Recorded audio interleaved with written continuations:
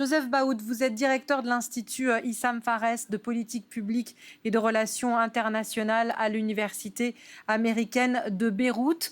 Quel est votre sentiment, plutôt votre sentiment, monsieur, que votre analyse que vous nous donnerez de toute façon, mais est-ce qu'on risque de déraper? Est-ce que ça peut déraper dangereusement au sud Liban entre le Hezbollah et Israël? Tout d'abord, bonsoir Patricia, je suis ravi de vous retrouver, ça fait très longtemps, merci de m'inviter. Écoutez, mon sentiment, il recoupe un peu mon analyse. Évidemment que la situation est extrêmement tendue, ça fait quand même 10 mois que ça dure, alors ramener le Liban à l'âge de pierre, etc., c'est des déclarations israéliennes qu'on entend depuis 15 ans, pratiquement depuis 20 ans. Euh, En plus, le Liban n'a pas trop besoin d'Israël pour revenir à l'âge de pierre. Il est aujourd'hui à genoux, il est complètement effondré. Mais pour revenir à mon sentiment, donc oui, il y a une tension très forte. Euh, les affrontements, disons, cette sorte de drôle de guerre au sud Liban devient très coûteuse pour les deux parties. Mais malgré tout, en tout cas, c'est mon analyse aussi et mon sentiment. Je crois on ne va pas vers la guerre généralisée, c'est-à-dire vers le grand embrasement pour une multitude de raisons. Je les développerai si vous voulez bien. Mais effectivement, avec un conflit qui dure, et je pense que personnellement, je pense que Hezbollah ne s'attendait pas à une longueur aussi durable du conflit à Gaza, avec les coûts qui deviennent très forts à la fois en termes de déplacement de population, que ce soit au nord d'Israël ou au sud du Liban, les proportions sont presque égales. On parle de 80 000 déplacés de part et d'autre de la frontière. Ça pèse lourd sur la structure sociale des deux pays et ça pèse très lourd sur l'économie. Au Liban, en tout cas, pour ce que je sais, aujourd'hui, les dégâts se montent à autour de 2 milliards de dollars en destruction, mis à part les destructions et les effets à long terme, c'est-à-dire probablement le fait qu'aujourd'hui les terres agricoles au sud Liban seront probablement incultivables pour peut-être 5 à 10 ans du fait de l'utilisation par Israël du phosphore blanc qui est une arme interdite par les conventions de Genève. Donc tout ça pour dire que oui, la situation est très tendue, ça peut déraper. En même temps, en parallèle, il y a des initiatives américaines et françaises très fortes pour maintenir le conflit dans une sorte de limite acceptable. Beaucoup de vos interlocuteurs l'ont dit, que ce soit le Hezbollah ou Israël l'ont répété et le pensent, ils ne veulent pas forcément d'un conflit frontal généralisé, mais ils pourraient être obligés d'y aller soit par erreur de calcul, soit parce que la situation à Gaza et dans la région changerait. Et tout cela, il faut le dire, il faut le répéter et peut-être le rappeler à vos auditeurs, tout cela se joue aussi en parallèle avec une scène internationale qui est en train de changer, avec une élection américaine qui est probablement l'horizon de la guerre à Gaza et de la tension avec le Liban. Je crois qu'on restera un tout petit peu dans cet état de fait aujourd'hui, dans cette guerre en tout cas avec le Liban, de basse à moyenne intensité jusqu'à octobre-novembre aux élections américaines. Mais après les élections américaines, si rien n'est fait pour arrêter la guerre qui se joue à Gaza et qui est elle, en fait, la principale guerre aujourd'hui dans laquelle le Hezbollah est impliqué indirectement, à ce moment-là, je crois qu'on peut craindre le pire et ce ne s'arrêtera pas au Liban et à la Palestine. Je crois que cette fois, on pourrait très bien voir un embrasement généralisé dans la région. D'un petit mot, Joseph Baoud, parce que j'ai une question pour Myriam Benrad. Madame Bassis disait le Hezbollah, c'est une armée voilà, que l'on connaît d'ampleur importante, avec un attirail militaire imposant. Et elle rappelait que c'était aussi une force politique. C'est le cas. Il y a effectivement, dans le sud, c'est une force politique avec des Libanais qui ont porté leur suffrage sur un parti voilà, qui est conquérant et qui est toujours prêt à en découdre avec Israël. Pas seulement au sud, et ce n'est pas une force politique uniquement politique et parlementaire. Le Hezbollah est d'abord un parti politique essentiel dans le pays. Il fait partie du gouvernement, donc les ministres occidentaux, qu'ils soient français ou autres, lorsqu'ils viennent à Beyrouth, rencontrent les ministres du Hezbollah. Il y a une petite hypocrisie là-dedans, mais qui ne trompe personne. Le Hezbollah est pratiquement, je ne dirais pas qu'il est dans l'État libanais, pour certains, il est l'État libanais. Alors il faut arrêter peut-être de se raconter des histoires. Et lorsqu'Israël négocie indirectement à travers l'émissaire spécial américain Amos Hochstein ou le ministre français Jean-Yves Le Drian avec le gouvernement libanais, Israël sait très bien qu'elle négocie avec le Hezbollah. In fine, les messages envoyés au gouvernement libanais sont remis au Hezbollah dans la minute qui suit. Et c'est le Hezbollah qui prendra la décision de la déescalade ou pas, et pas le gouvernement libanais. Israël le sait, les États-Unis le savent, la France le sait, la communauté internationale le sait, donc je crois qu'il faut à un moment donné dire les choses comme elles le sont. Et c'est très clair et merci de les dire ainsi. Restez avec nous si vous le pouvez, parce que si vous réagissez, si vous voulez réagir, on vous donnera bien sûr la parole. Je me tourne vers vous, Madame Benrad, parce qu'il y a un éléphant dans la pièce. On en a parlé tout à l'heure avec l'élection présidentielle en Iran. On voit que c'est là le lien et tout d'un coup le paysage politique est différent. Quand on parle d'embrasement dans la région, on peut peut-être aussi comprendre qu'Israël à un moment donné ait peur sans porter de jugement de valeur sur ce qui a été décidé après le 7 octobre, mais avec un Hamas à Gaza, vous l'avez dit vous-même, qui reste actif et puissant, avec un Hezbollah qui, nous le disaient madame et monsieur, a aidé aussi, aide toujours le Hamas à combattre les Israéliens. On a là un échiquier et une sorte d'étau qui est finalement assez défavorable à l'État d'Israël aujourd'hui, avec deux partis qui prennent aussi leurs ordres, nous dit-on, très souvent à Téhéran. Oui, mais je pense que ce qui a été dit précédemment par Joseph Baout est très vrai. Il y a quand même aussi une profondeur historique à ces rivalités. Ça n'a pas commencé avec le 7 octobre. À chaque cycle conflictuel, il est vrai qu'on revient finalement sur la question du rôle de l'Iran dans la région. On nous reparle de la vieille confrontation, et je dis bien vieille confrontation avec le Hezbollah parce que ça ne remonte pas hier. Bon, c'est revenu sur la table, mais cette configuration a été présente depuis très longtemps en réalité. Mais il n'y a pas une activation des fronts l'activation, par l'Iran. Je veux dire ce qui active les fronts. Alors oui, d'accord, l'Iran a apporté son soutien au Hamas, un certain nombre de proxys, d'acteurs paramilitaires qui sont existentiellement, je dirais, hostiles à Israël, quoi qu'on puisse discuter du rôle qu'a véritablement joué l'Iran, d'ailleurs que le Hamas lui-même a contesté.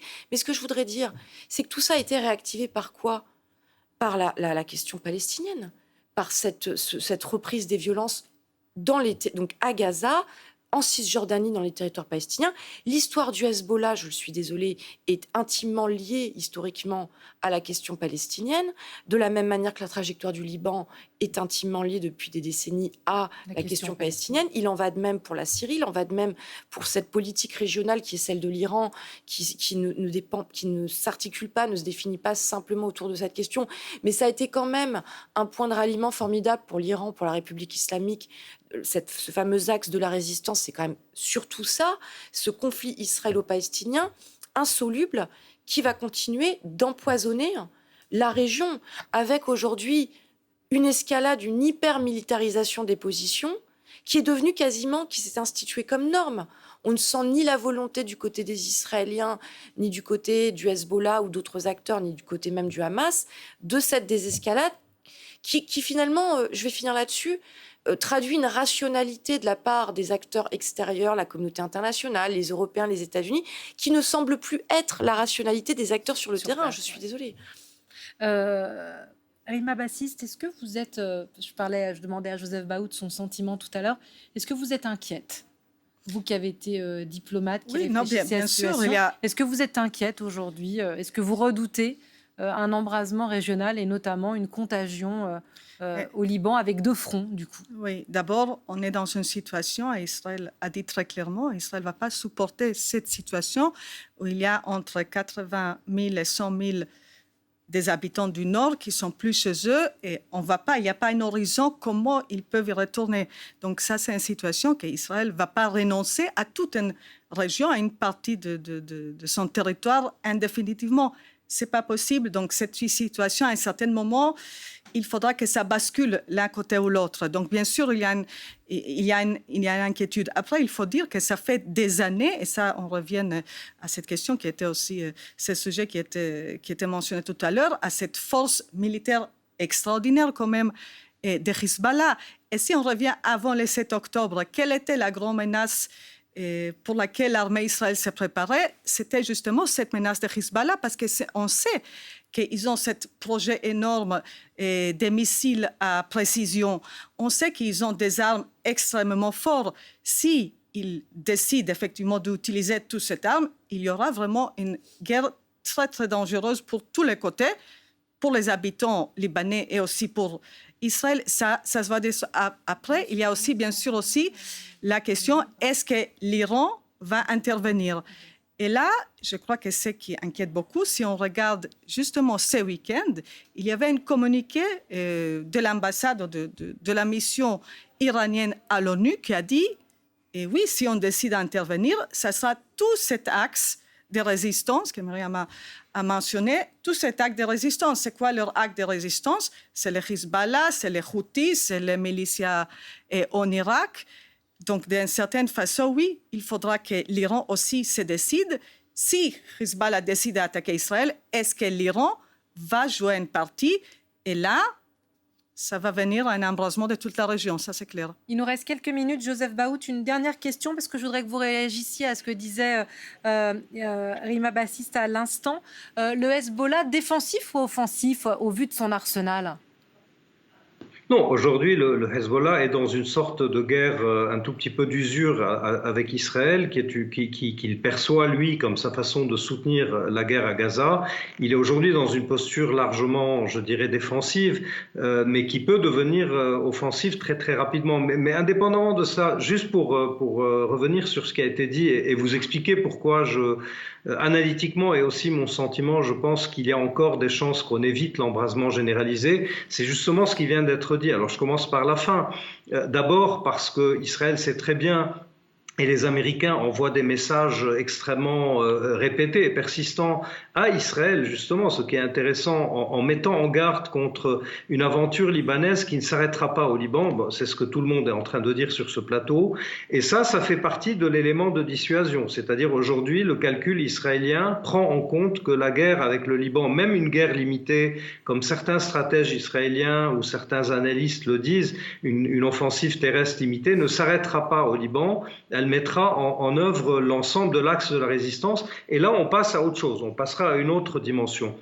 La deuxième raison, c'est ce que disait votre invité sur le plateau, c'est la très grosse, l'énorme force militaire du Hezbollah qui aujourd'hui n'a plus rien à voir avec ce qu'il était en 2006. Aujourd'hui, on a affaire à une armée conventionnelle qui est probablement la 3e ou la 4e du Moyen-Orient, avec des capacités de destruction précises en Israël extraordinaires et qui font craindre justement qu'une opération militaire lancée par Israël contre le Liban risque de tourner au vinaigre pour les Israéliens. Et c'est quelque chose qui pourrait, à mon avis, doubler les problèmes politiques de Benjamin Netanyahou en Israël. La troisième raison, c'est que les États-Unis sont toujours encore en train de freiner des quatre fers sur cette confrontation.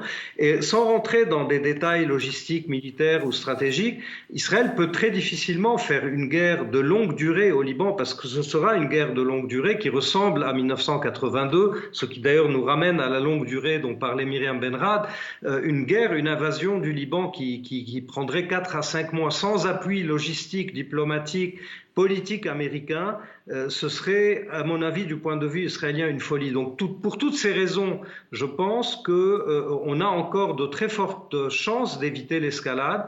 Il y a une offre américaine qui est sur la table. Comme l'a dit aussi votre invité, c'est la 1701 renforcée. Le Hezbollah n'a pas d'objection, Israël n'a pas d'objection.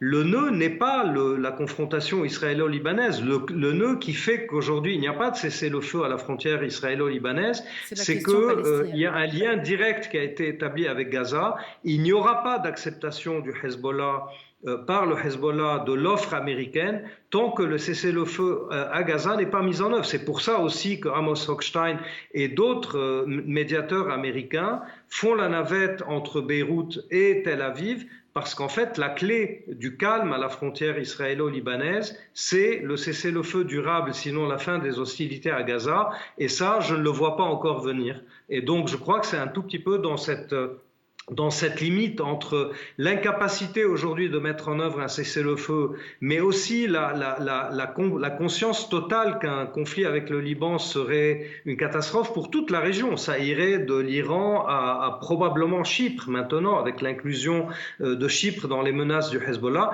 C'est quelque chose que ni Israël ne peut prendre à la légère et ni l'Europe ne peut supporter, ne peut en payer le prix, ni les États-Unis aujourd'hui qui sont en période électorale ne voudraient voir survenir et bouleverser complètement un agenda américain dans la région qui, je le rappelle, avant le 7 octobre était celui d'un désengagement des problèmes de la région.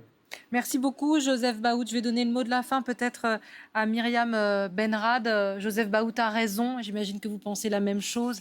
La résolution, c'est vraiment, on y revient. On a commencé par Gaza, c'est le nerf de cette guerre. Aujourd'hui, c'est ça qu'il faut résoudre, apaiser. Oui, parce que, comme je l'ai dit, finalement, on a vu des effets de diversion. Donc, vers le rôle de l'Iran, le rôle du Qatar, le rôle d'un certain nombre d'acteurs que je ne nie pas. Mais l'embrasement, il est parti, en effet, de la situation au Proche-Orient, de la guerre à Gaza. Et c'est véritablement, je ne vais pas répéter ce que Joseph Baout vient de vous dire, s'il n'y a pas alors, solution politique, c'est un grand mot, mais de trêve, de cessez-le-feu durable à Gaza, il n'y aura pas de désescalade sur le plan régional durable avec des acteurs comme le Hezbollah. Vous avez mentionné les Houthis. On peut mentionner aussi les milices en Irak, en Syrie, qui restent très sur une position de grande tension par rapport à ce qui se passe. Donc, on ne peut plus faire diversion. Voilà, ça reste un point de fixation, un abcès dans cette région. Ça l'a toujours été. Et sans, encore une fois, en effet, de cesser le feu, peut-être une chose quand même qui permettra l'acheminement de l'aide humanitaire et un soulagement des populations civiles. Ces mêmes civils qui sont en effet traités comme des dommages collatéraux, mais en réalité, on voit bien que c'est quand même le nœud aussi, le fond du problème. Cet écrasement de cette société gazaoui qui est inacceptable du point de vue des conventions internationales, etc. Tant qu'on n'a pas de progrès là-dessus, ne soyons pas naïfs, on ne sortira pas de cet état de guerre régionale. Merci infiniment à toutes les deux. Merci. Myriam Benrad, professeure spécialiste du Moyen-Orient. Merci Rina Bassiste d'être venue apporter aussi, madame, votre lecture des événements. Merci Joseph Baout depuis Beyrouth. C'était une analyse tant géographique que diplomatique extrêmement intéressante. Merci à tous les trois d'avoir éclairé nos téléspectateurs.